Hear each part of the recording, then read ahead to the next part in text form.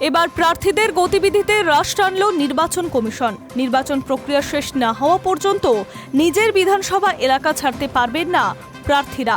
প্রথম দফার নির্বাচনের আগে এমনটাই নির্দেশ দিল জাতীয় নির্বাচন কমিশন।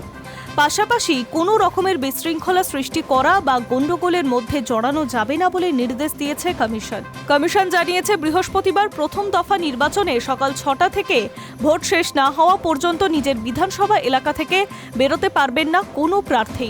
অর্থাৎ ভোট চলাকালীন নিজের বিধানসভা এলাকাতেই থাকতে হবে সব প্রার্থীকে। 26-এর নির্বাচনী যুদ্ধে একাধিক বেনজির পদক্ষেপ গ্রহণ করেছে নির্বাচন কমিশন।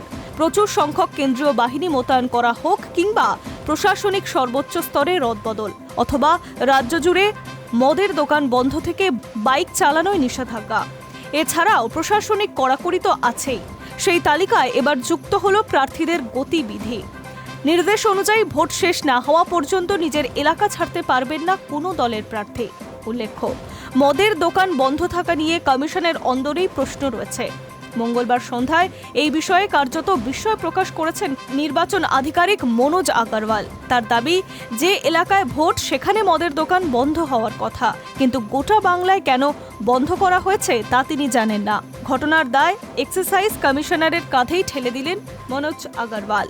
মদের দোকান বন্ধ নিয়ে মনোজ আগরওয়ালের বক্তব্য, নির্বাচন কমিশনের নিয়ম হলো যেখানে ভোট রয়েছে সেখানে 48 ঘন্টা আগে মদের দোকান বন্ধ করতে হবে। প্রথম দফায় ভোট গ্রহণ হবে 152টি আসনে।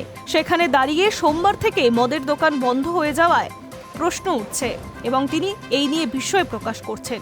সঙ্গে তিনি এটাও বলেছেন, এক্সাইজ কমিশনারকে জিজ্ঞাসা করব কেন তিনি নির্দেশ জারি করেছেন। অর্থাৎ মনোজ আগরওয়ালের দাবি এই নির্দেশ তার নয়, যদিও নিয়ম অনুযায়ী এক্সাইজ কমিশনারের ক্ষমতা রয়েছে চাইলে যে কোনো এলাকায় মদের দোকান বন্ধের নির্দেশ দিতে পারে। Hi news network.